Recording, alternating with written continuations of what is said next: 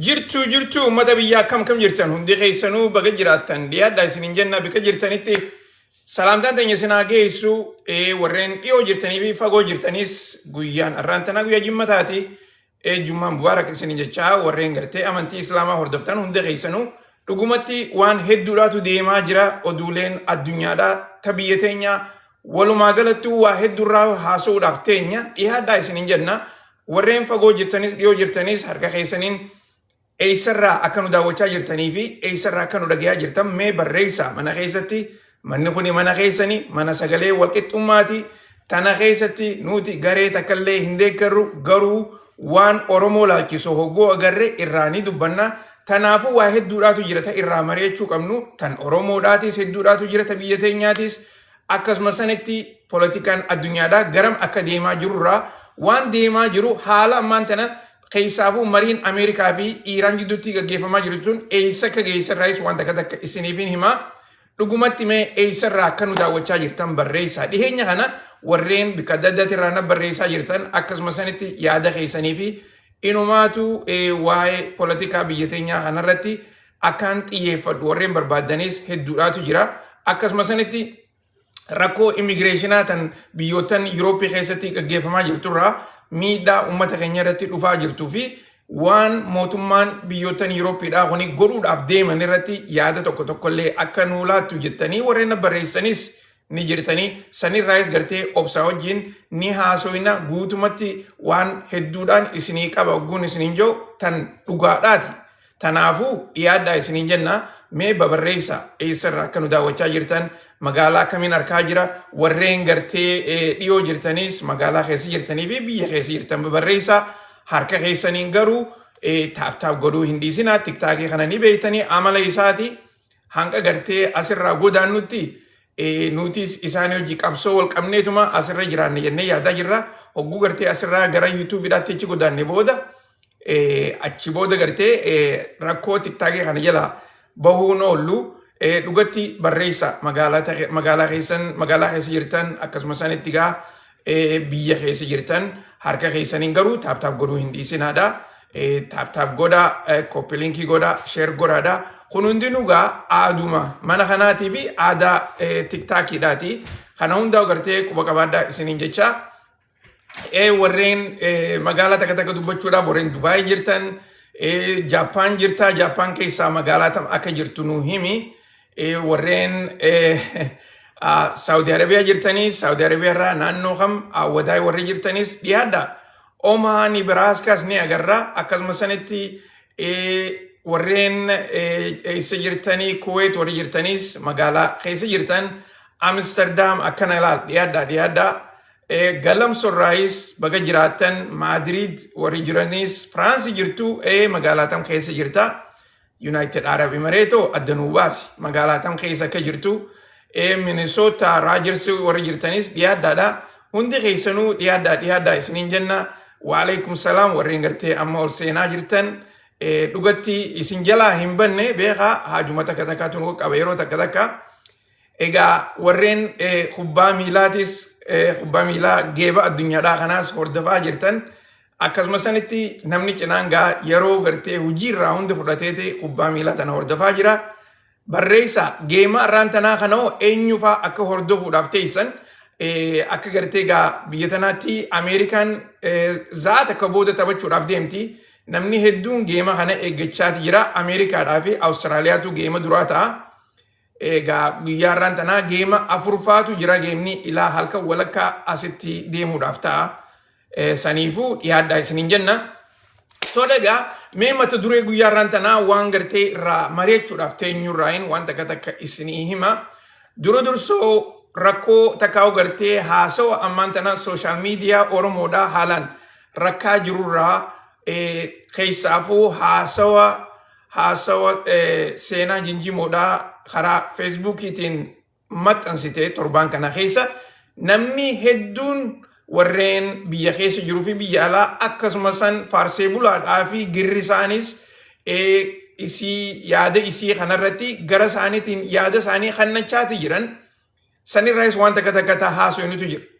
Itti aansuudhaan Itoophiyaa keessatti mootummaan Ameerikaadhaa ibsa guyyaa kaleedhaa baafteen garee shororkeessituu TPLF aangaa'ota isaaniitii fi faamilii isaanii warreen viizaa akka Ameerikaa dhufuudhaaf hin arganne ja'an irratti ibsa baasaniiti jiran.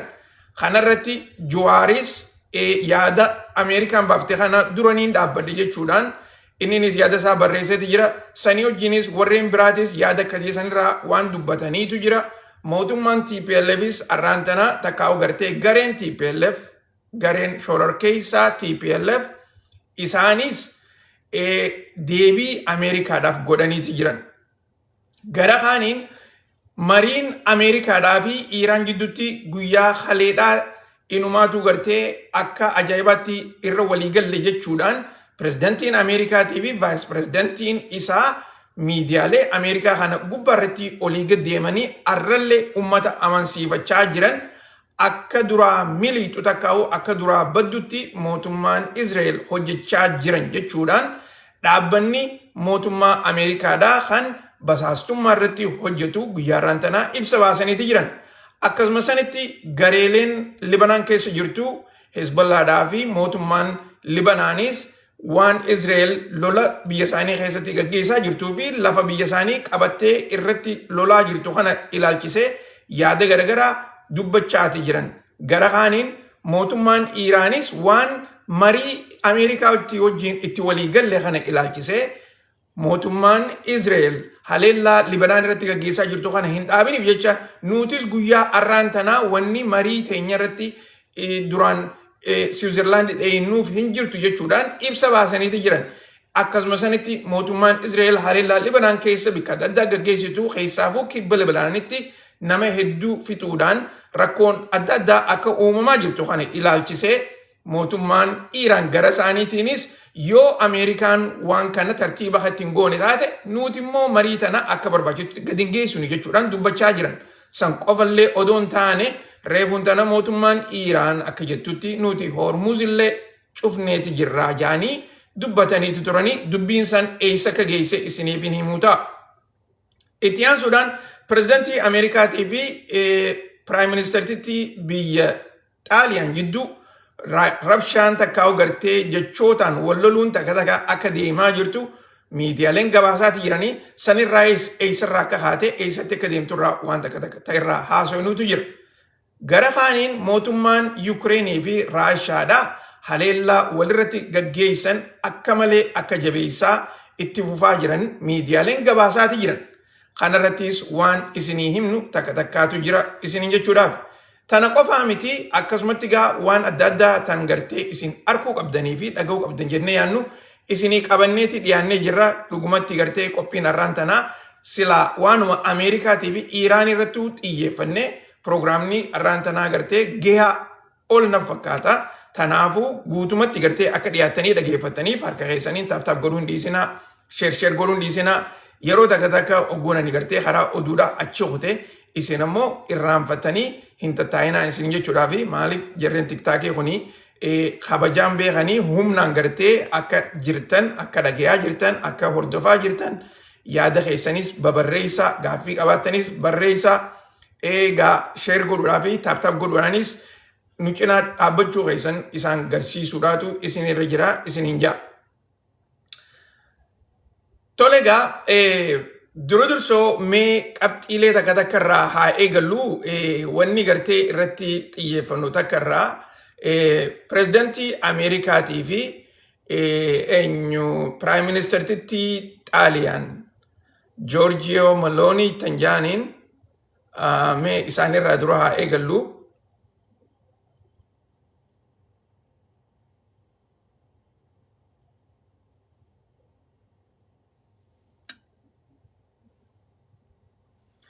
Akkuma gartee na duuba gartan kanatti footoon jala gartan tuni Giorgio Meloniitii fi pirezidantii Ameerikaa isaanii taa'ee waliin marii godhaa turan torbaanuma kana bakka G7 sanitti asitti immoo arraan tana yeroo isin dhaamsa pirezidantii Ameerikaatiif inumaatu jechoota jajjabaadhaan isaaf deebii gootu. Guyyaa arraan tanaatis pirezidantiin Ameerikaadhaa mariidhaa fi takka agartee haasa'u isaan lameen jidduu kana jiru ilaalchisee gara isaatiin Malooniin hogguunanii bikka G7 jiru san footoo naa jihee jechuudhaani na rakkaa turte jechuudhaani pirezidaantiin Ameerikaadhaa isii tana maqaa balleessuudhaa fi akkasuma sanitti yaada silaa isaan lameen waliin mareechaa jiran sanirraa ija namaa garagalchuudhaaf waan adda addaa barreessaati ture.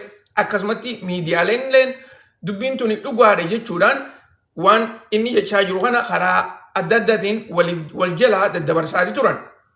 Garuu wanni san Xaaliyaan keessatti isii tana akka malee waan maqaa balleesseef jecha inumaatu mootummaa teenyallee maqaa balleessaa jirti jechuudhaan miidiyaan Xaaliyaan isii tana balaaleeffachuu eegalaniiti turan. Akkamitti pirezidaantii Ameerikaatiin si wajjin footoo kaayattee isa gaafatti jechuudhaan. Garuu isiin gara siitiin akka jechaa jirtutti dhugaan jirtu ani isaa wajjin footoo ka'uudhaaf hin kadhanne. Wanniin ani isaan jechaa tures akkaataa inni gareelee warra Yuurooppiidhaa takkaa'u gartee warreen Ameerikaa wajjin yeroo dheertuu rakkoo adda addaati keessatti waliin dhaabbatanii waliin asgaan kana akkamitti duwiddeetti galee inumaatu rabsha adda addaa nu jidduutti uumaa keessaafuu mootummaan European Unionidhaa akka gartee European Unionii fi warreen neetoodhaa kana jidduu wanni Ameerikaan godhu jirtu akka gartee silaa nuu fi warreen Ameerikaadhaa waliin hin hojjennetti inumaatu shakkiin hamtuun akkan jidduu uumamtu qofa odoon taane marii Iiraanii fi Ameerikaa irratti gaggeeffamaa jirtu tanallee ilaalchisee nu wajjin mari'achaa waan hin jirreef jecha nuti immoo waan Ameerikaan godhu jirtu kana guututti akka dura dhaabbannu beekuu qaba jeetiin isatti himaa ture. Inni immoo arraan tana akkanani footoo isaa hojii ka'uu barbaadutti as deebi'ee dubbachuun isaa kuni dhugumatti waan haqarraa fagoodhaa akkasuma sanitti kijibirraa oliiti jechuudhaani yaada siidaa viidiyoo kana gubbaarratti dubbatte jechuudha. Dubagaa miidiyaaleen garaagaraa isii tana gartee akkaataan isiin itti balaaleeffachaa jiranii fi arrabsaa jiran dhugatti hammam takka isiin tuni ifillee tuffatteeti pirezidaantii Ameerikaatiin footoo si wajjin ka'uu barbaade jettee dubbatte jaaniitigaa isii tana maqaa balleessaa jiran.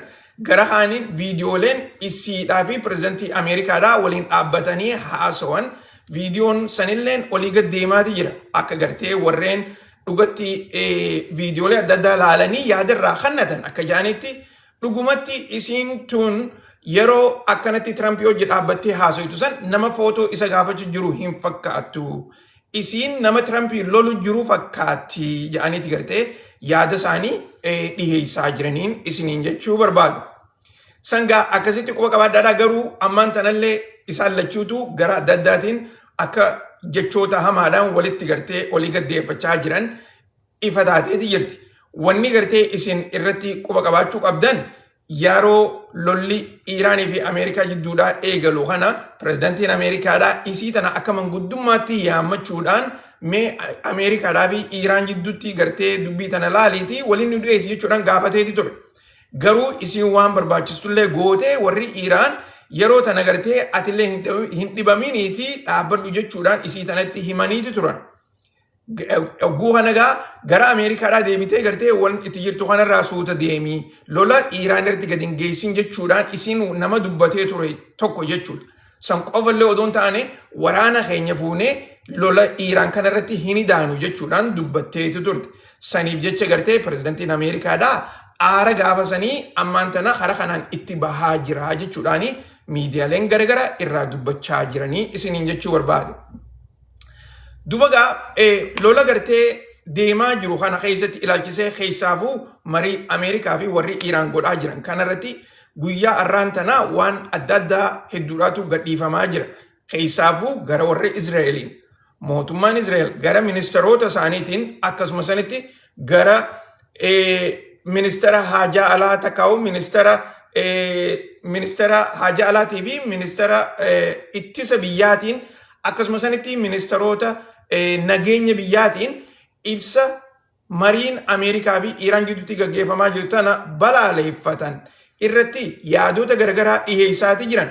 Yaada kana ilaalchisee Ameerikaanis warreen arraan tana marii Iiraanii fi nuti mallatteessine kana dhiisanii pirezidaantii Ameerikaatti xiyyeeffatanii isatti quba laachaa jiran kun akka yaada kanarraa if duuba deebi'an jechuudhaan itti aanaan pirezidaantii Ameerikaadhaa gaggaafateeti jira. Akkasuma sanitti akkana duuba gartan kanatti itti aanaa itti gaafatamaan taka'u itti gaafatamaan waraana Israa'el akkasumatti gartee ibsa inni dhiheessaa jiruun nuti nageenya keenya eeggachuu fi akkasuma sanitti waraana keenya naannoo Libanaan keessaa baasuudhaaf taka'u gartee lafa Libanaan keessaa baasuudhaaf nam tokkollee gargaarsa hin gaafannu akkasuma sanitti waan biyya teenyaa ifii teenyaaf goone jechuudhaan yaada garagaraa dubbachaati jira. Yaada kana keessatti gareeleen akka Hizballaadhaatii fi akkasuma sanitti waraanni Libanaan yaada isaanii dhiheessaati jiran. Kanarratti akka gartee torbaan dabre odoon taane mootummaan Libanaan illeen yaada warreen Hizballaadhaa dubbachaa jiran kana akka deeggaraa jiranii fi inumaatu akka torbaan dabretti mootummaa Iiraan balaaleffachaa turan sanirraa xiqqoo gara gartee mootummaa Iiraan balaaleffachuurra mootummaa Israa'el balaaleffachuutti as garagalaatii jiran jaaniiti odeessaa jiran. Dhugatti kuni kan ta'eefis eega mootummaan Israa'el haleellaa biyya Libanaan tanatti halkanii fi guyyaa kaleetirraa illee eegalanii halkanii guyyaa haleelaa jiran akkasuma sanitti nama hedduu akka fixaa jiranii fi manneen nama bikka adda addaatirraa akka guututti diigaa jiran waan dubbachaa jiraniif jecha. Kana ilaalchisee guyyaarraan tanaa itti gaafatamaan Hizballaadhaa gara isaatiin haasawa ajaa'ibaa tokko gadhiiseeti ture. Akka gartee haasawa isaatti nuti yeroo ammaan tanaatti keessaafuu waraanni keenya bikka ajaa'ibaa dandeettii ajaa'ibaa horee waan jiruuf jecha garee warra Israa'el tana biyya teenya keessaa guutumaa guututti baasuu qofa odoon taane kaseenilleen akka dhumanitti akkasuma sanitti kan dhufuudhaaf yaada qabanilleen akka gartee du'a warra dhufee jiru kana harkanitti biyya teenya keessaa daddafanii akka bahanitti if dura itti himnee isaanis garsiisaati jirra. Tanaafuu yeroo gabaabduu keessatti biyya teenya keessaa bahuu qaban jechuudhaani yaada isaa gartee karaa viidiyoodhaatiin reefuun tana gadhiisee jira. Akka gartee yaada isaa kanarratti inumaatu warreen waraana isaanii ta'an seenaa gurguddoo akka galmeessanii fi garee warra Israa'el akkumaan amma dura isinii himaa turetti garee warra Israa'el warreen Hizballaadhaa kuni hafuura itti kutaa jiranii lafarratti isaan kana fixaa jiran jee isinii himeetiin ture.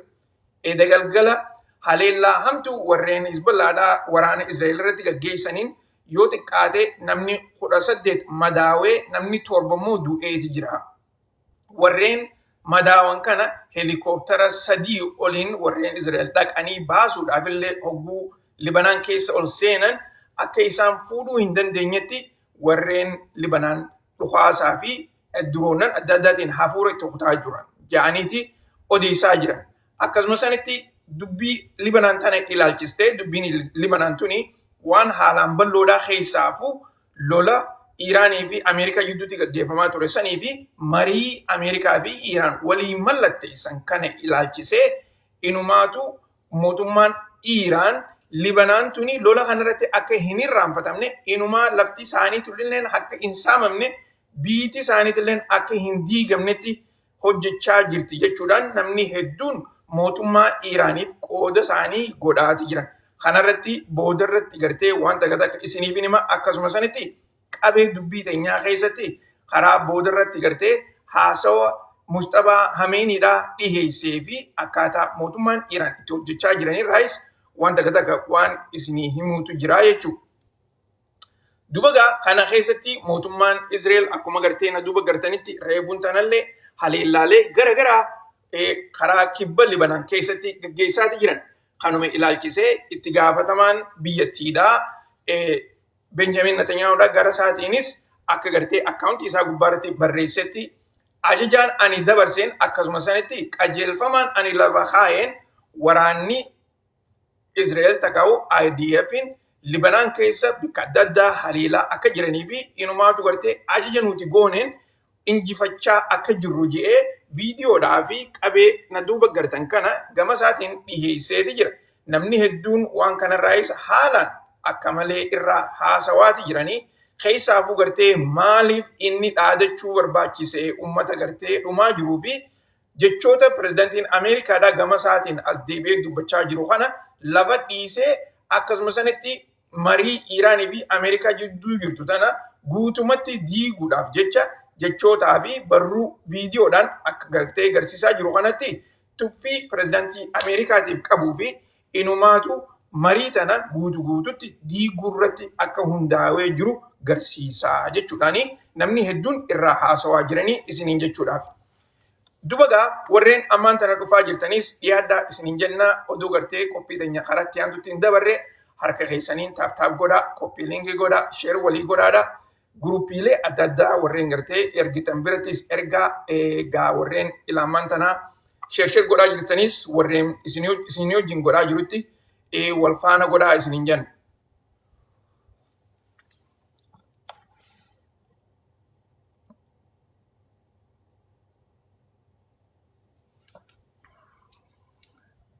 Arramoo bishaan dhugillee warri naan jettan hin jirtanii ajaa'iba immoo.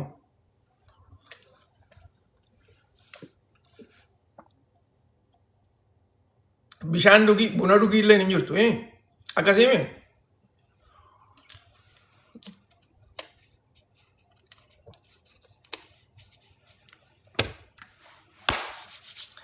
Egaa naan jechuu diddaniitiin itti seenee bara.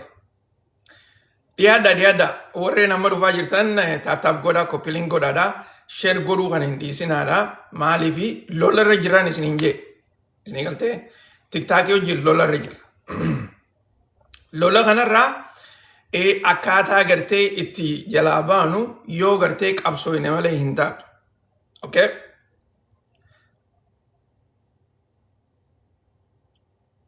Tolega, mee wanta takka gartee isin garsiiseetitiin mee durso odoo gartee wanta takka isin garsiifne dura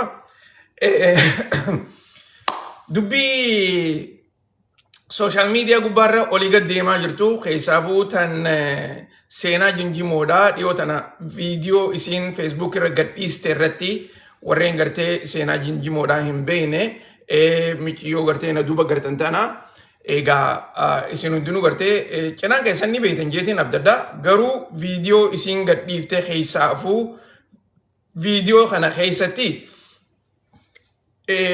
waan gartee yeroo ammaan tanaa mootummaan Ameerikaatii fi akkasumas warreen European Unionidha Itoophiyaa mirga ilma namaa ilaalchisee odeessaa jiru irratti isiilleen yaada siidhaa dhiheessaati turte. Yaada isii kana keessatti dhugatti gartee Itoophiyaa keessaafuu naannoo bargaa dhugatti gartee naannoo Arsii keessa akka gartee Alshabaab jiru jetteeti dubbattee jirti. Dhugaan jirtu hoggaa gartee waan takka haasoytu akkasuma sanitti keessaafuu gartee qabsoo uummata keenyaa kanarratti gartee hoggaa hojjettu. Dhugatti wanni ati jettu kuni laalamuudha qaba. Wanni gorsi ati dabarsitu kunis gartee qaceelutti laalamuudha qaba. Maaliif akka gartee isin jettutti baalee keessa Alshabaabii jira hogguu jettu dhugatti gartee eenyutti dhaamsa kana dabarsaa jirti. Eenyuu fi gartee silaa isin akka gartee isin dubbachaa jirtu kanatti yaada kana dhaamsi silaa isin dabarsuu jirtu kuni eenyuu fi jettee gartee madaalamuun hedduu barbaachisaadha. Dhugatti gartee yaada odoon taane akka isin dubbachaa jirtutti waan dhugaa lafa jirtu jetteeti dubbachaa jirti. Dhugaa lafa jirtu kuni gartee yaada isinii himutti hin jiru waan duruun gartee akka jiru beekamee jiru jetteeti gartee dubbachaa jirti. Kana ilaalchisee namayyuu yaada adda addaa dhiheessaati jiran. Ani asirratti gartee garee adda addaa namni hedduunis gama duubaatiin na barreessanii jirtanii kanarratti gartee yaada kee kana dhunaan jettanii sanirratti gartee ani asirratti dhufee hogguun dubbadhu waan namni hedduun isiidhaan je'e kanarratti deebi'uu hin barbaadu. Namni cinaan waan isin jette kana dhugaa balaaleffannaa gartee yaaduma isii qofarratti xiyyeeffatanii balaaleffachuun rakkoo takkallee hin qabdu. Garuu immoo parsanaalii gartee isii arrabsuun isiin tuni gartee tan amantii akkasii jibbitu amantii akkasii jibbitii ammaas jaarsa hin qabne maarree yaani gartee waan adda addaa irratti dubbachuu hin barbaadu. Garuu immoo yaada xiqqaa tokko gartee waan akkanaa kana hogguu jiru yaada ummataaf dhiheessitu takka dursoo gara gartee sooshaal miidiyaatiin akkanatti gartee guututti dhuftee odoo hin himne warreen gartee dhaga'uu barbaachisu. Warreen bulchaa naannoo sanii ta'us warra mootummaa Itoophiyaa ta'us warreen biraa warreen gartee gama duubaatiin itti himamuu qabutti waan akkanaa kana gartee tartiibaan yoo himan gaariidha fakkaatti. Maaliif dhaamsi hundinuu akkanumatti gartee uummata duratti ifatti gartee as bahuun irra hin jiru. Akkasuma sanitti isii tana gartee yaada isii irratti dhugaa dogoggora akka isiin gartee as baateetti dubbatte sanitti haa taatu gara gartee evidensiidhaaniin haasawa jettee hoguu dubbattu ragaa sanis mootummatti kan nuti akka immoo warreen gartee dhagahuu qabu jettee warreen yaaddu waan akkasitti gartee yoo dabarsan gaariidha fakkaatti. Kana keessa namni hedduun isii irratti gartee lola banuun dhugumatti akka gartee jechoota isiin jette sanii fi yaada isiin dhiyeessite kanarraa saaxil naman baasu. Maaliifi ajandaa silaa irratti haasa'uu qabdu dhiifteeti ajandaa jijjiiruudha jechuudha. Isii arrabsuun takka agartee waan isii akkasii isii durumaanuu agartee hoggaa agartee waa hojjettu dogoggora ni goota. Dogoggorri waanuma jiru. Garuu immoo namni dogoggora ati gooteef jecha si arrabsuudhaaf yeroo eeggatee taa'ee gartee inumaa yeroon hogguu dhufteef si arrabsuudhaaf gartee amata dheeraa eeggate san hogguu kanarratti gartee sitti arraba kanatti fayyadamu. Warreen duraanis gartee si deeggarutu hin jirre si jaalachutu hin jirre yaadaati gaggeessaa jirtu kana hin hordofne jechuudha.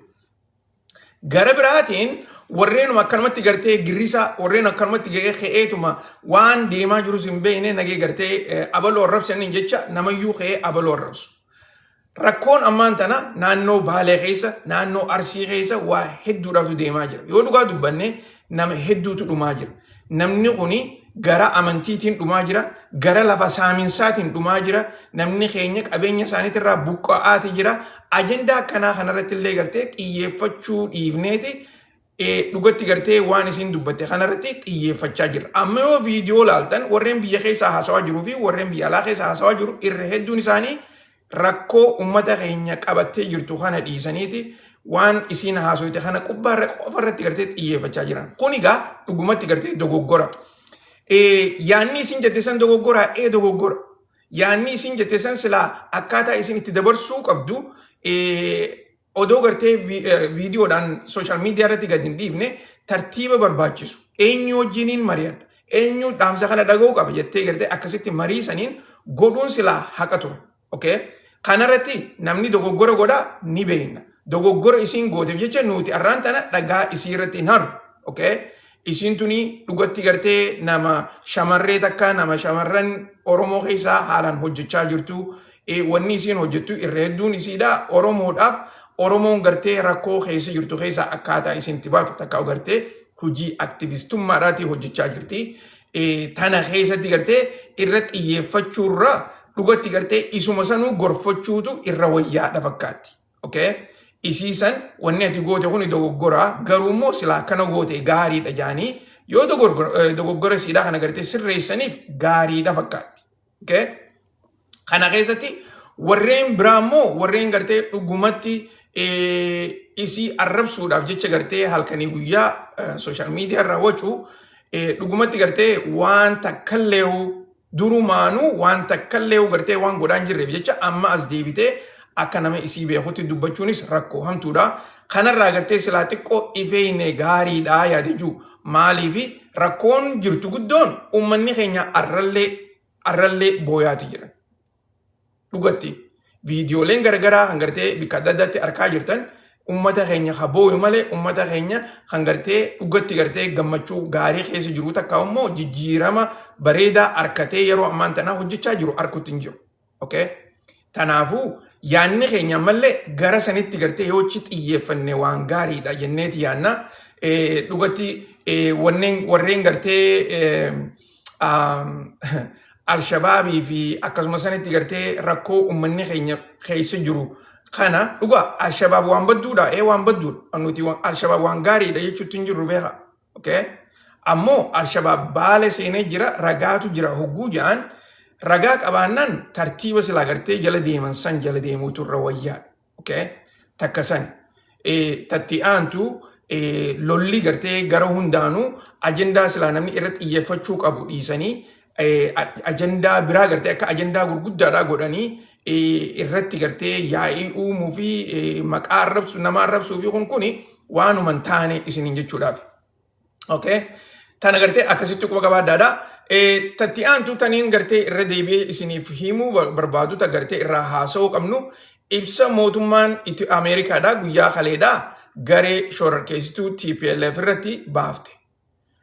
Akka gartee mootummaan Ameerikaadhaa gara isaaniitiin jechaa jiranitti mootummaan Ameerikaadhaa garee shororkeessituu TPLF tana keessaafuu eega gartee nuti yeroo dheertuu irratti hojjennee nagee Itoophiyaadhaa fi isaan jidduutti buufne ammaan tana deebi'anii gara lolaatti achi garagaluun isaanii keessaafuu mootummaa Itoophiyaati wajjin qofa odoon taane naannoo adda addaa keessaaf naannoo akka Tigraay keessatti shororkaa adda addaa gaggeessuudhaa fi uummata fixuu inumaa uummata lafarraa buqqeellee odoo gartee lafa isaanii irratti hin deebisne amma immoo lolaaf haareetti qophaa'anii marii nuti irratti hojjenne san tan gartee Pretoria Agreement jedhamtu san diiganii karaa hin barbaachisnetti tarkaanfachuu kana nuti dura dhaabbannaa jechaa jiran. Dura dhaabbachuu birallee dabarreeti warreen TPLF keessa jiruu fi faamilii isaanii keessaafuu gartee warreen aangaa'ota ta'an akka viizaa argatanii gara Ameerikaadhaa hin dhufne takka immoo viizaa restriction waan jedhanii irra keenyeeti jirra jechaa jiran. Kana keessatti warreen yaada mootummaan Ameerikaadhaa baafte kana Jawaaris gara isaatiin yaada gartee isatti mul'ate barreesseeti jira. Jawaar akka isaatti akka yaada isaatti wanni Ameerikaan baafte kuni nagaya TPLF fi mootummaa federaalaa jidduu hin fidu. Inumaatu mootummaa garee TPLF tana akka gartee isaan mootummaan Ameerikaadhaa gara mootummaa federaalaa cinaa dhaabbattee isaanitti gartee yaa'ii bantee takkaa'u gartee moggaa isaan baaftetti fudhatama. Wanni kanaa kuni poolitikaa biyyattiidhaatiif waan gaariidhaa miti.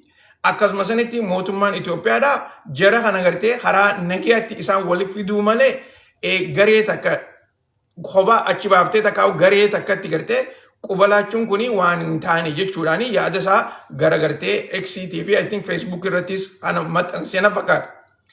Dubagaa yaada kana ilaalchisee mootummaan gareen TPLF gama isaaniitiinis reefuun tana ibsa addaa baasaniiti jiran. Akka ibsa isaan baasanitti yaada mootummaan Ameerikaadhaa dhiheessite kana ni fudhanna. Garuu nuti wanni gartee godhaa jirtu mootummaa federaalaatitu yaa'ii nurra banaa jira. Nuti mootummaa federaalaati wajjin gatteenyee marii godhuudhaaf qophiidha. Takkaa'u gartee odoo lola hin kaafne gara nagayaatiin marii irratti xiyyeeffannee nagaya gaggeessuudhaaf qophiidha jechaa jiran.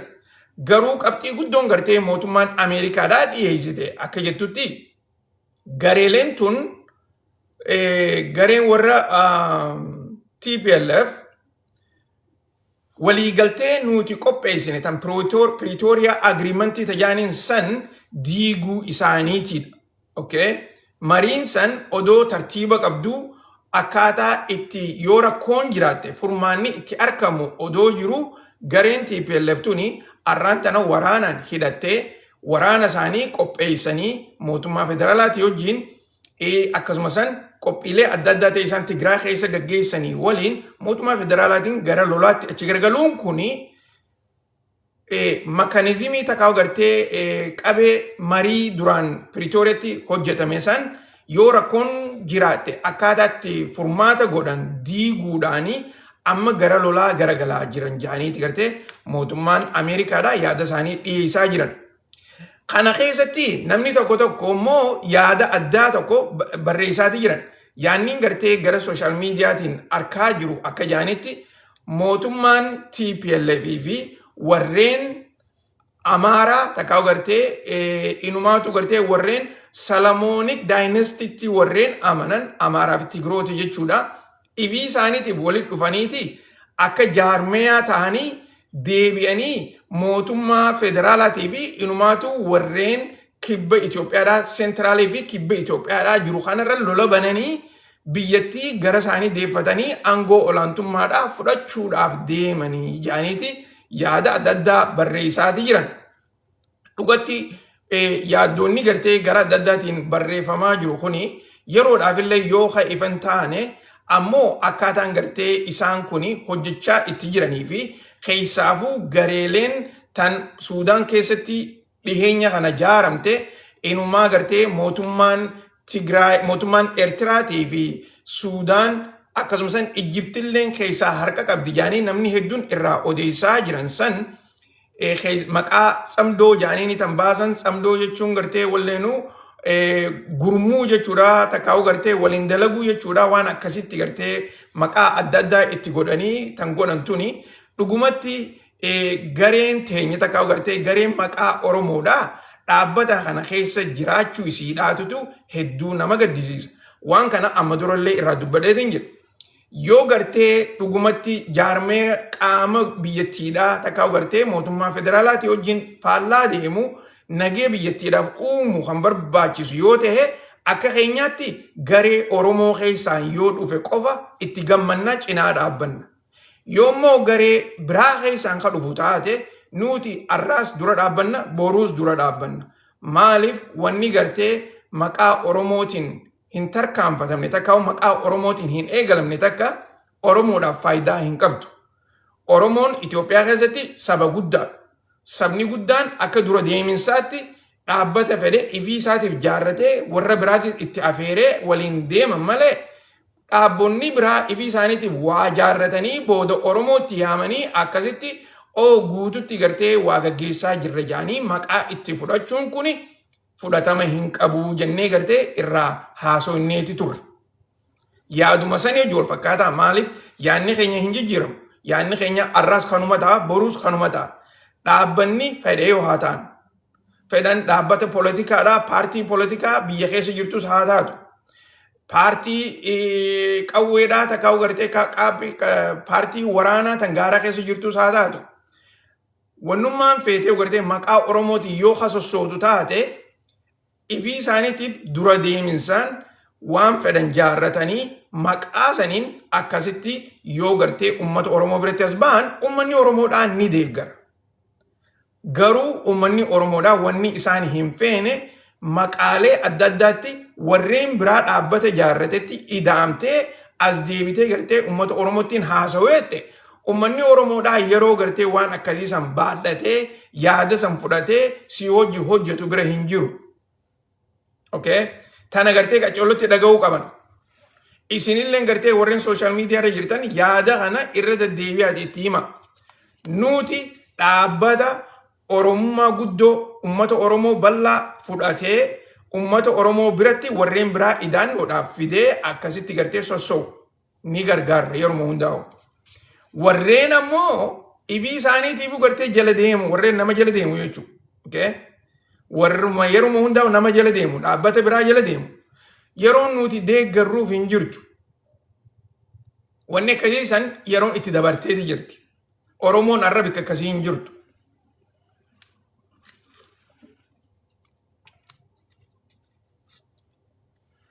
Isin galtee waan isin jechaa jiru qaceelloo dhageeffadhaa waan isin himaa jiru.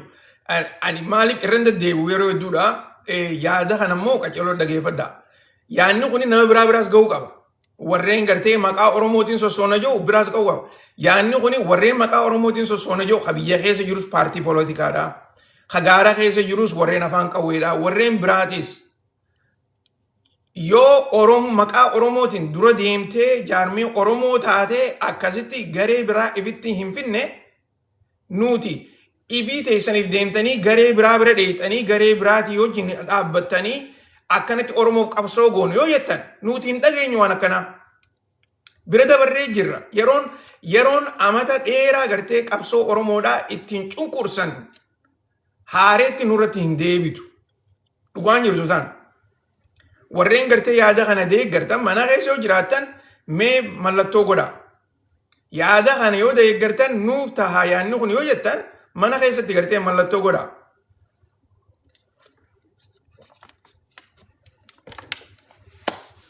Dhugaa irratti hojjechuutu gaarii.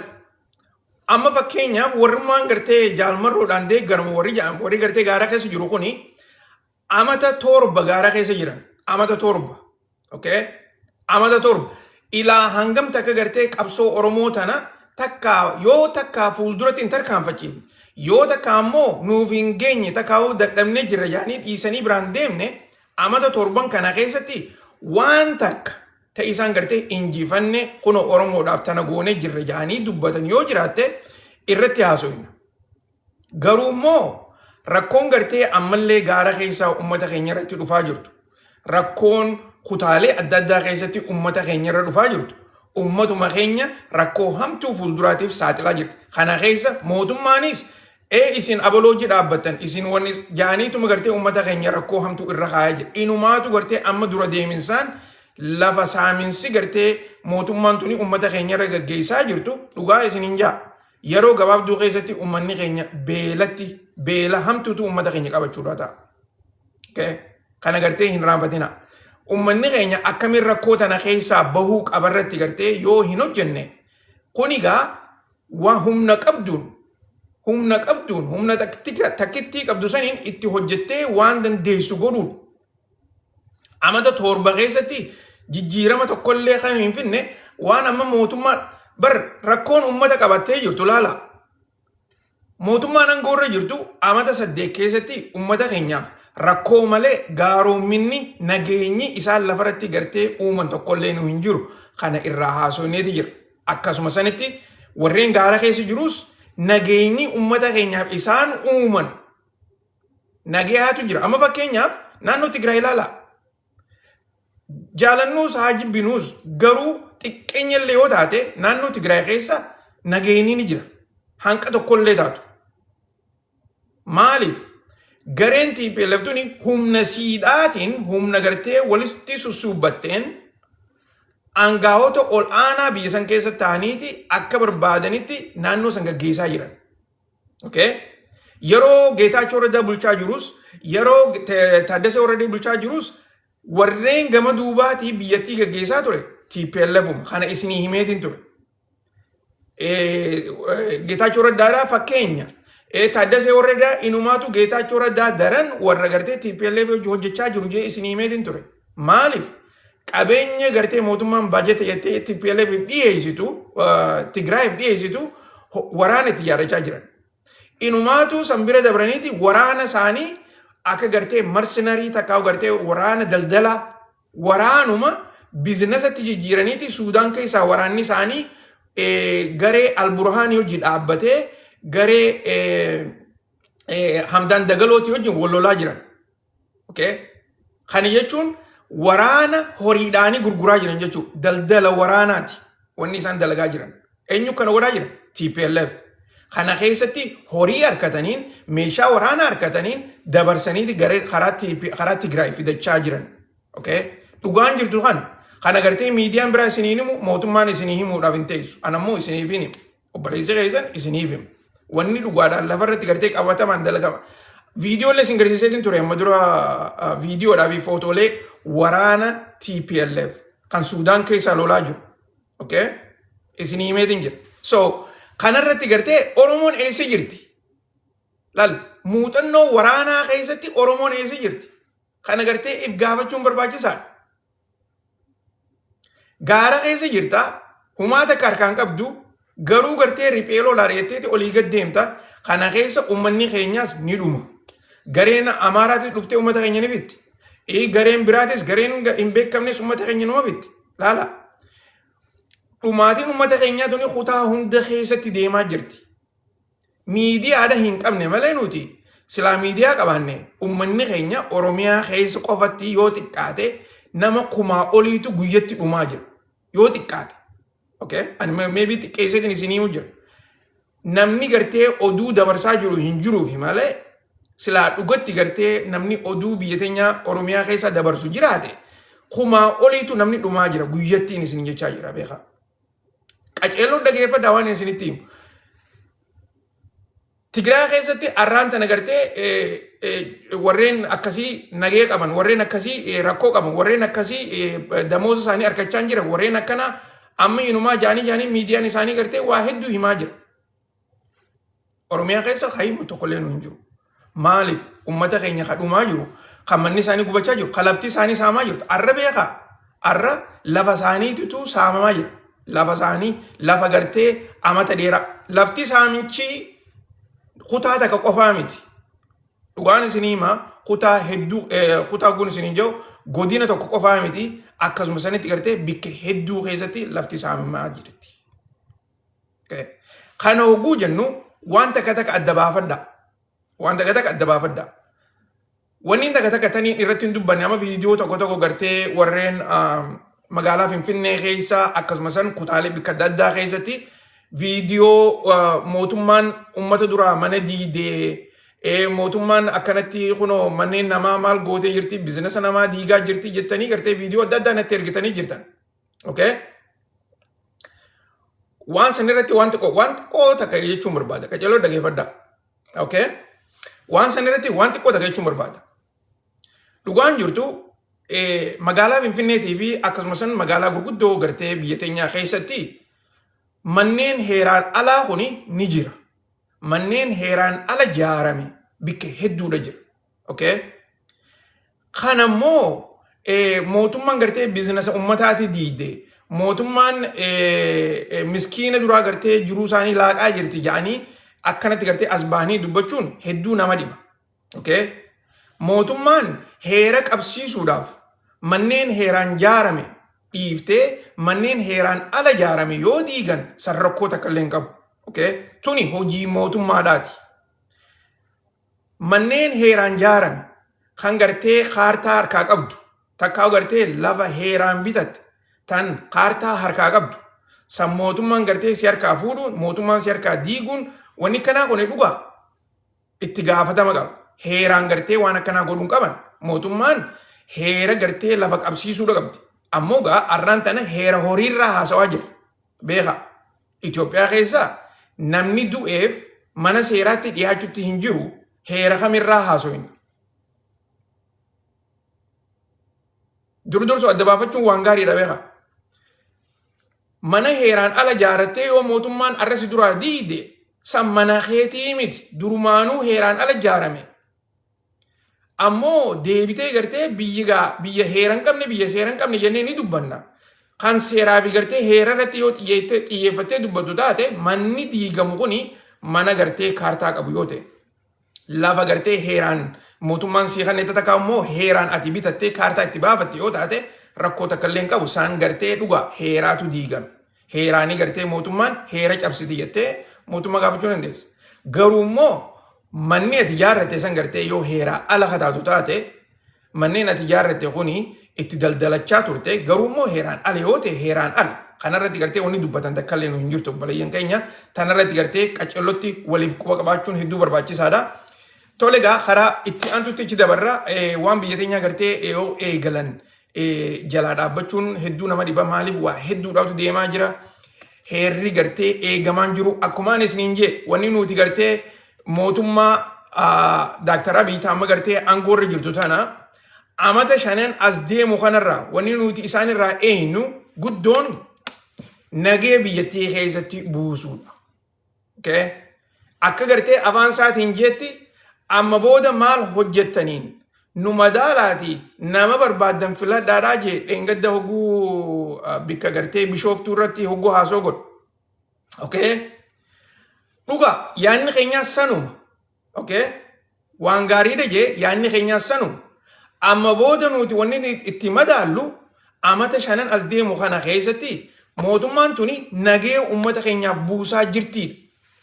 Waan biraatii miti. Ummanni keenya nagee harkachaa jiraadha. Okay? Akka amata 8 dabre kana keessatti namni kun lafarraa dhumee lafti namaa saamamtee namni rakkoo hamtuu keessa galee kan gartee nama ajjeeses odoo mana seeraatti hin dhiyaanne. Kan saamames odoo gartee mana seeraatti nama isaan kana saame itti gaafatama hin arganne. Rakkoo tana keessa ummanni bahuu qabaa jechaa jira. Kiraa sabsaabtummaan qabbanaa'uu qabdi. Malaammaltummaan amma biyya guutuu keessa gartee olii gad deemaa jirtu suni haalaan xiqqaachuu qabdi jennee haasawaa jira. Okay? Wanni nuti gartee mootummaa ammaan tana aangoorra jiru itti madaaluu dandeenyu. Amata shanan as deemu kana keessatti nagee ummataaf buusuu kiraa sabsamtummaa takkaa'u malaamaltummaa xiqqeessuu namni gartee akka barbaadetti gabbahee hojjechuu olii gad deemuu ilmaan isaanii barsiifachuu oomisha isaanii irratti xiyyeeffachuu bar wanni nuti gaafachaa jirru waan gaafatanirraa waan gadhaantiidha waan gurguddoodhaa mi beeka waan irraa gadiiti okay akka gartee nama minimalistii ta'e waan gartee minimaalii gaafachaa jira waan biyyoottan biraa keessatti uumaan jireenya biyyattiidhaa namaa kan nu jechuudha takkaa'u gartee uumaan jireenya lafaa namaa kan nu jechuudha san gaafachaa jira okay akkasitti gartee nu hubaddaadha dhiyaa dagaa warreen gartee ammaan tana dhufaa jirtan harka keessaniin taaptaap godhuun dhiisinaa sheer godhaadha koppii linkii godhaadha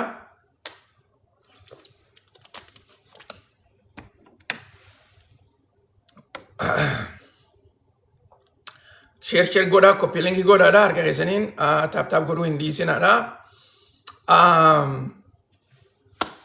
jidduu kubbaa miilaa tana keessatti waan daggata ajaa'ibaa daggataniin harkee yeroo gartee kubbaa miilaa tiimni dura eegalu akka gartee alaabaa biyya hundaa qaqqabataniiti dirree keessatti afanii biyyoottan hedduu alaabaa isaanii lafa kaayaniiti akkasitti gartee eega gartee wallee biyyattiidhaa wallisan booda alaabaas lafarraa walitti qabaniiti gartee baasanii akkasitti taphni eegalama yeroo hedduu jidduu tana keessa gartee waan daggata ajaa'ibaa ta'een arge yeroo gartee tiimni kubbaa miilaa Saawudi Arabiyaadhaa ol seenu akkuma gartee na duuba gartan kanatti alaabaan Saawudi Arabiyaadhaa lafan tuysisan alaabaa Saawudi Arabiyaadhaa qabaniiti dhaabbataniin warreen gartee alaabaa tana ol baasu qabanii dhaabbatanii hogguu gartee nama yugaa naashinaal antamii gartee godhan booda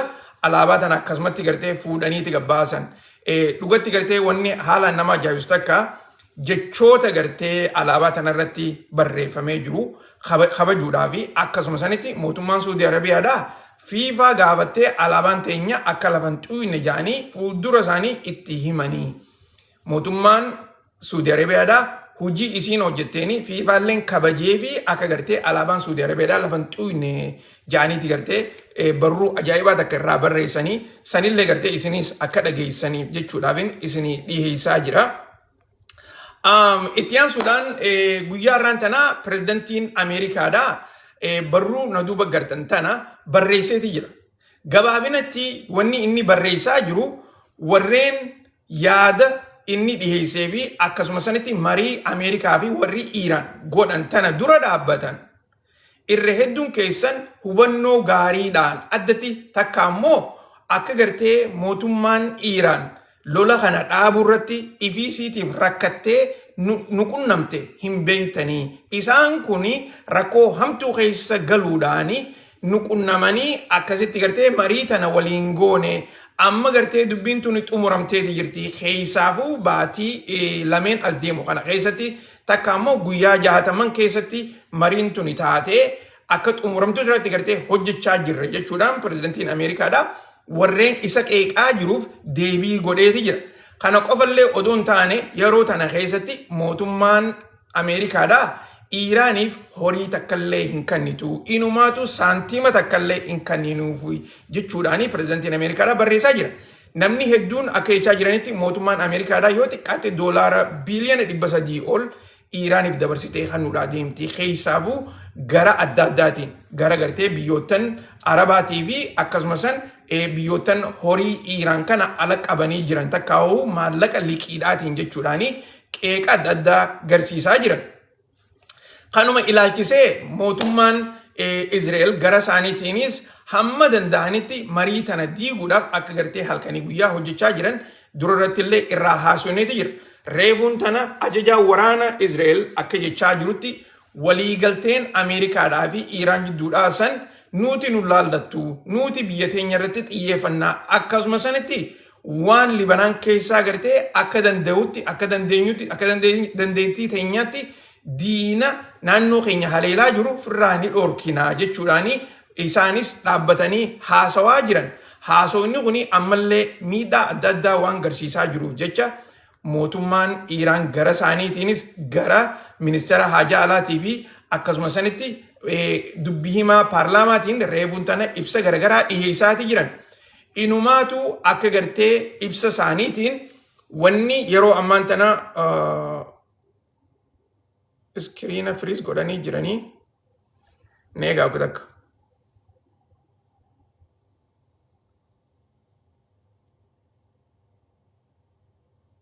Okay.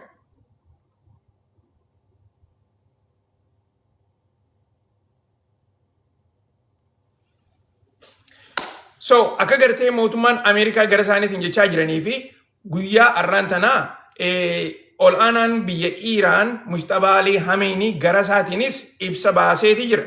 Akka gartee ibsi isaa jirutti marii Ameerikaadhaa fi warra Iiraan gidduutti gaggeeffamaa jirtu tana eega pirezidantiin Iiraan yaada isaatii fi bikka mariin jirtu irraa naa hime booda akka mootummaan Iiraan Ameerikaa wajjin marii tana itti fuftu anilleen hayyama godheefiitiin jira jedhee dubbateeti jira. Garuu Ameerikaadhaa fi nuti akka gartee dhugaarratti hundooyne waan barbaachisu kana galmaan ni keenya jennee hin yaannu. Maaliif mootummaan Ameerikaatii fi warreen gartee akka Izraa'el tuni waan afaaniin ja'an gara hojiitti yeroo hedduu hin jijjiiran jechuudhaani dubbachaa jira. Kanuma ilaalchisee guyyaa har'aan tanaa itti aanaan pirezidantii Ameerikaadhaa J.D. Vance kan namtichi gartee na cina gartan kuni har'aan tana silaa karaa Switzerland deemuu irra ture. Akkasuma sanitti gareelee warra Iiraanis jaalabaafii fi warreen biraatis gara Switzerland deemuutu irra ture. Garuu eeda galgala akka isaanis gartee eega warri Iiraan akka karaa Switzerland hin deemne irraa hafan booda har'aan tana garuu vaayis pirezidantiin Ameerikaadhaatis achirraa hafuusaa ibseeti jira. Kun hundinuu wanni dhufeefis rakkoo ammaan tana Libanaan keessatti mootummaan Izraa'el gaggeessaa jirtu qofa odoo hin taane dhiibbaalee garagaraa tan warreen marii Iiraanii fi Ameerikaa jidduutti gaggeessan tana dura dhaabbatu. Kanaafuu mootummaan Ameerikaadhaa dhiibbaa godhuu qabduu fi mootummaa Izraa'el tana yeroo gabaabduu keessatti akka isaan adaba godhatan yookaan hin goone taate nuti immoo akka duraanitti lola deebina jechuudhaan warri Iiraan gama isaaniitiin dubbataniiti jiran. Kana qofallee odoon taane mootummaan Iiraan yeroo gabaabduudhaaf guyyaa har'aan tanaa Hormuz illee cufaniiti turan. Eegana mootummaan Ameerikaadhaa dhiibbaa warra Izraa'el irratti godhuudhaani Izraa'elii fi gareen Hizballaadhaa gara isaaniitiin siisfaayirii yeroodhaa goonee jirre jechuudhaan xiqqoo dura odoon ani laayivii irratti hin bahin ibsaniiti jiran. Akka gartee ibsa isaaniitti nuti yeroo ammaan tanaa marii barbaachisu irratti inumaatu gartee lola dhaabuu irratti walii galle jechuudhaani dhaabbanni warra Izraa'el gara isaaniitiin gara Rooyitersiin oduu tana gabbaasaniiti jiran. Garuu mootummaan Izraa'el Libanaan haleeluu hin dhiifne. Isaan waliigallee jirrellee ja'anii gartee ibsa haa baasanii malee haleellaan warri Izraa'el Libanaan irratti godhan itti fufteeti jirti. Ilaan hanqaan gartee ani laayivii irratti ol bahu jechuudha. Okay? Kana keessaa bikka gartee guyyaa har'aan tanaa haleellaa jajjabduu mootummaan warra Izraa'el godhaa jirtu taniin isin garsiisu keessaa akkuma gartee na duuba gartanii kuni gartee kibba Libanaanii. Kibba Libanaan kana keessatti mootummaan Izraa'el bikka gartee namni hedduun jiraatu keessaafuu gartee bikka haayilii konsantireet taate xayyaaraan akkanatti haleelaa jiran jaaneeti odeessaa jiran. Haleellaa tana keessatti akkuma gartee na duuba gartanitti mootummaan Izraa'el za'aa muraasa keessatti bikka 150 ol haleelte. Akkasuma sanitti yoo xiqqaatte nama nagayaa nama 20 ol kan dhume kan madaawe hin beekamu jechuudhaani namni hedduun barruu adda addaa gara miidiyaatiin dhiyeessaati jiran. Barruulee isaanii tana keessatti mootummaan Izraa'el magaalaa 11 ta'e isaan gartee haleelan. Gaa magaalota gartee 11 kun akka jirutti naannoo Southern Libanaan keessa ka jiru jechuudha. Guutumatti gaa waraanni mootummaan Iiraanis kana ilaalchisee waan waliigalle Ameerikaadhaan hujii irratti gartee yoo kan hin oolchine taate nuti rakkootti achi garagallaa takka ammoo lolatti achi garagallaa jechuudhaan waraanni Iiraan karaa IRGC'dhaatiin akkasuma sanitti ol aanaan waraana Iiraan gama isaaniitiin ibsa baasanii jiranii jeetitiin isinii himuu barbaadu. Dubagaa kana keessatti oduu takka ta ajaa'ibaa taniin gartee isinii himuu barbaadu tan gartee hundi keessanuu dhaga'uu qabdan akkaataa mootummaan Ameerikaadhaatii fi warri Iiraan keessaafuu gartee lola ammaan tana lola gartee baatii 4-5 dabre kana keessatti mootummaan Ameerikaatii fi warri Iiraan warratti gaggeessaa turan kana keessatti oduu tana odoon isinii himne oduu takka biraa kan isinii hima. Akkaataa gartee mootummaan pirezidantiin Ameerikaadhaa Donald Trump warreen isa gargaaraa ture takka isa deeggaraa ture yeroo hedduu yeroo aangoorra turee fi yeroo biizinasarra ture akkaataan gartee inni itti garagalaa ture san kan hin eegamne itti fakkaatte inumaatu Prime Ministericha warra Israel kana amma Donald Trump isa garagaluun isaa dhugumatti Donald Trump waan inni tahee garsiisaa jechuudhaani miidiyaan gartee Wall Street Journal jaaniin barruu ajaa'iba takka eda baaseeti ture. Akka gartee barruunsaa jettutti pirezidantiin Ameerikaa Donald Trump Netanyahuun arraantana barate garuu immoo Donald Trump uumumarraa'uu nama heddutti odoo garagaluuti as dhufe keessaafuu jaan lola Iiraanii fi Ameerikaa jidduutti gaggeeffame kana kan mootummaan Israel akka Ameerikaan Iiraan irraa dhoytu gaafatte akka gartee warri Israel eeggachaa turanitti Donald Trump lola kana ilaa guututti akka gartee mootummaa Iiraan tana garagalchutti eeggachaa turanii. Garuu Donald Trump yeroodhaaf lola kana gaggeessee akkasuma san qeeqa adda addaa kan biyya keessaa itti ka'aa jiruu fi rakkoo ikonoomii addunyaadhaa san qofallee odoon taane gaaza biyya keessaa dhumaa jiru kana gaaza Ameerikaa keessaa dhumaa jiru kanaaf carraa odoon kanine daddafee lola kana dhaabuudhaaf dirqamee jedhaniiti gaa odeessaa jiran. Warreen mana keessa jirtan harka keessaniin taaptaap godhaadhaa, sheer godhaa, koppii linkii godhaadhaa. Oduu gaggabaabduu takka isinii himeetitiin achi booda qophii irraan tanaa xumurraa.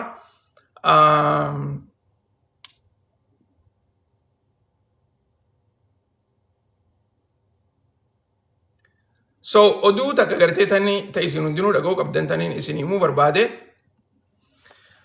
oduu as duuba jirtu tana.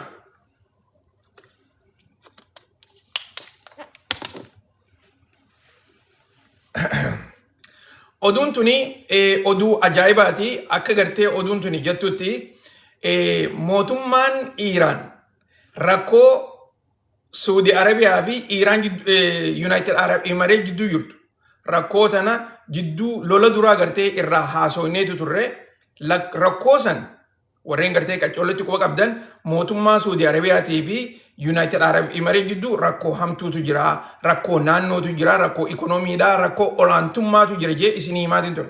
Warreen oduu san yaadatan yoo mana keessa jiraattan mee mallattoo naa godhaadhaa warreen amma dura dhageessan jechuu kiyya yeroon gartee isinii himaa ture san. Daddafa harka keessanii babarreessaadhaa mee mallattoo naa godhaa warreen dhagaa turtan yeroon isinii himaa ture san.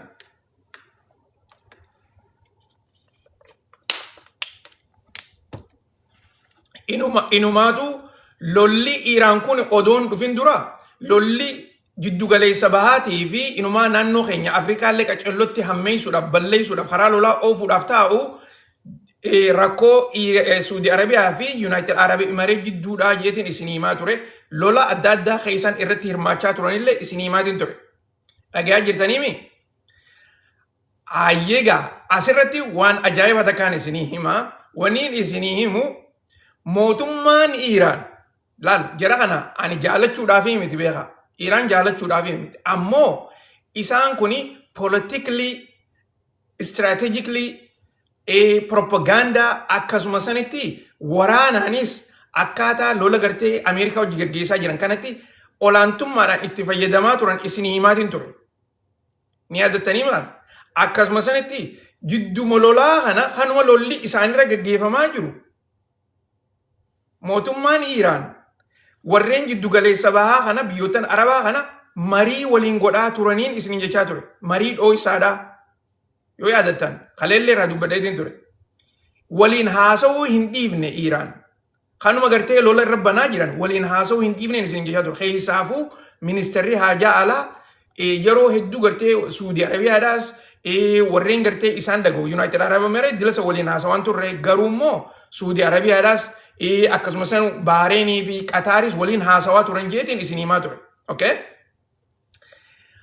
Akkas ilaal dubagaa hogguu gartee istiraatiijiidhaan lola gaggeessituu fi nama gartee obsa qabu hogguu taate keessaafuu gartee ekspiriyeensii poolitikaadhaa hogguu qabdu akka gartee Iiraan lola kanarratti rakkoo Saudi Arabiyaa fi United Arab Emirates jidduu jirtu tana gara isaaniitti itti fayyadaman akka isaanii maltutti akka isaanii taatutti. Okay? Kanarraa gartee gabaabseetuma waa xiqqoo isinii himuu barbaada. Yoo yaadattan jidduu garaagarummaa United Arab Emirates fi Saudi Arabiyaadhaa akka jirtu bal'oo kataate isinii himaatiin ture. Garuu United Arab Emiratesin Iiraan dhiiftee akka Israa'el filattee fi akkasuma sanitti Iiraan irratti lola akka gaggeessaa turte dhugatti gartee kana ni beektan. Kana ilaalchisee mootummaan Iiraan wanni isaan godhan rakkoo jirtu tana laalanii beekaniiti Saudi Arabiyaa yaada gartee istiraatiijii isaanii irratti itti fayyadamaa turan. Saudi Arabiyaadhaan maal jaaniin? Nuti isinin haleellu ilaa hanga gartee waraanni Ameerikaadhaa nun haleelle hamma dandeessanitti gartee isaan dhorkaadhaa nutis gartee isinin haleellu daldalli keessan akka nagayaan isiniif deemu gaazni keessan akka isinirraa miidhamne ikonomiin teessan akka hin tuqamne irratti takkaa'u gartee akka isin duraan miidhamne irratti isin gargaarraa jechuudhaani lafa jalatti waliin haasawaa turan. Kana keessatti United Arab Emiratesin tan gartee ikonomiidhaan daldala turizimiidhaatiin inumaa poortiidhaan waa hundaanuu duraan Saudi Arabiyaa bira dabartee olaantummaan itti dhageeffamaa turte san lola gartee Iiraan isaanirra gaggeessaa turtee fi akkaataa warreen United Arab Emirates Israa'el wajjin hidhatanii keessaafuu gartee hogguu Prime Ministerichi Israa'el dho'isaadhaan United Arab Emirates dhaqee je'ee isinii himaa ture kan achi booda gartee miidiyaaleen illeen irraa dubbachaa turanii fi warreen United Arab Emirateidhaan nu biran dhufne jedhanii kan inni afaan isaatiin dhaqeetiin jira jee dubbate isinii himaa ture san. Sallaalchisee haleellaa gartee mootummaan Iiraan United Arab Emirates irra gaggeessaa turaniin ikonomiin isaanii akka duraa baddu godhan. Bikkoonni gaazaa warshaan fertilizeridhaa akkasuma sanitti turizimiilleen akka biyya isaaniitirraa hafu godhan jechuudha. Inumaatu United Arab Emiratesin meeshaa gaazallee gartee akka gurgurachuu hin dandeenye. Yoo yaadattan hogguu gartee taraa dura dursoo Hormuz cufan Hormuz cina takko cufan.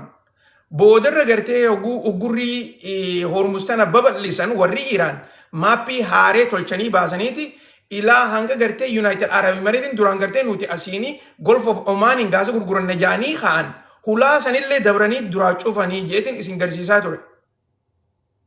Kun hundinuu maaliif godhan? Akka United Arab Emirates fi Saudi Arabiyaan rakkoo ikonomii irratti wal bira dabran. Inumaatu Saudi Arabiyaan kana keessatti advaanteejiidhaan ol kaateeti mootummaan Iiraan Saudi Arabiyaaf cina qabdee warreen Israa'el cinaa dhaabbate haleelaa turte jechuudha. Kana keessatti amma yoo laaltan Saudi Arabiyaan rakkoo duraan gartee isin United Arab Emirates itti dhaqqabuu hin dandeenye keessaafuu gartee gara ikonomiidhaatiin akkaataa isaan maallaqa guddaa baasanii kaampaanoonni addunyaadhaa hedduun gartee Saudi Arabiyaa akka dhaqanii fi inumaatu gartee foreign investmentii biyya teenya dhiyeessina ja'anii yoo xiqqaate gartee doolaara tiriliyoona 2 ol itti baasanii United Arab Emirates cinaa dhiyaachuu dadhaban. Keessaafuu gartee wanni takka investmentiin isaaniitillee kan duraa badaa jirtu.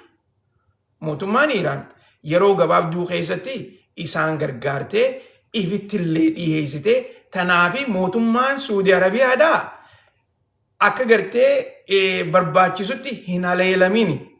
Sanbirallee dabartee United Saudi Arabiyaadhaaf akka nama gartee olaantummaa feevarii takka ooletti mootummaan Iiraan kana gootee ifii isaaniitiif jara lameen ifiifuu wallola qabu adda qabdee irratti fayyadamaa turte isiniin jechuudhaa fi wanta yeroo biraatis irraanii haasawinna maaliif as keessa gartee waa hedduudhaatu jira.